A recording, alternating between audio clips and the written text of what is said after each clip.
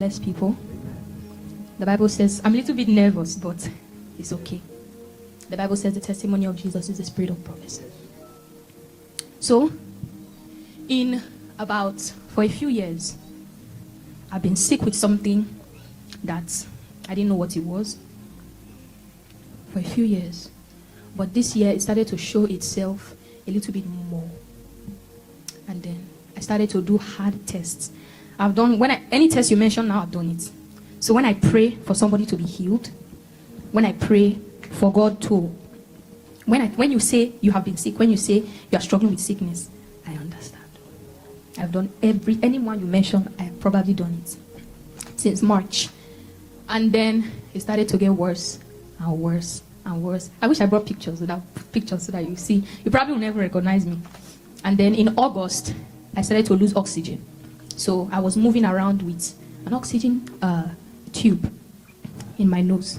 And then I had the oxygen tank in my room. I had oxygen tank in the car, oxygen tank. Like, I would be scared to go anywhere without oxygen tank that period. I think it was for about a week. My oxygen was going from 100 to 97. So your oxygen normally is supposed to be 100, 98, 100. Around 90 something. 90 something is not even bad. But one day, my oxygen dropped to 75. I could not breathe. That day, I thought I was going to die. But let me tell you something. That period, I had a dream. I would always think maybe in this hard season. There are some seasons that are so hard. Like, it's so hard you feel like Jesus will just show up inside your room and just tell you something that will elevate you or lift you, and make you feel like, I'm not alone in this.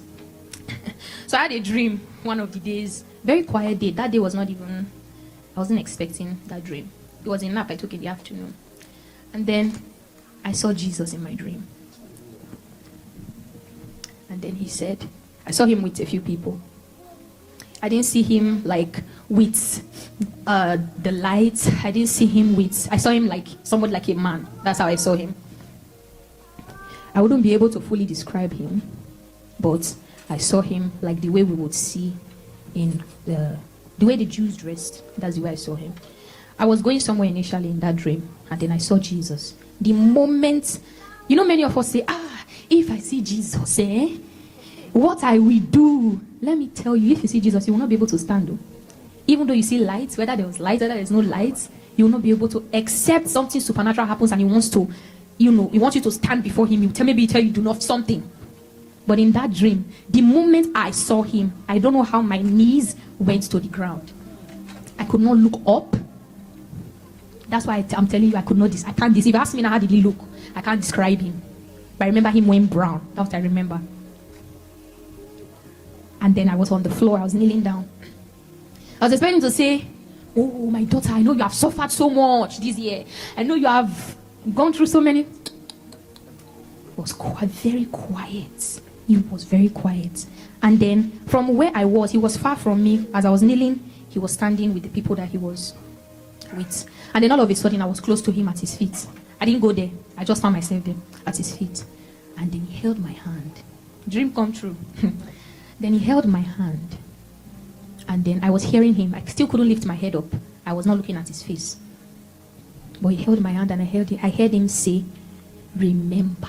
You see that first word, remember, is why many of us don't know how to thank God. Because as humans, it's easy to forget. Very easy. Very easy. He said, remember, I am always holding your hand. That's what he told me in that dream.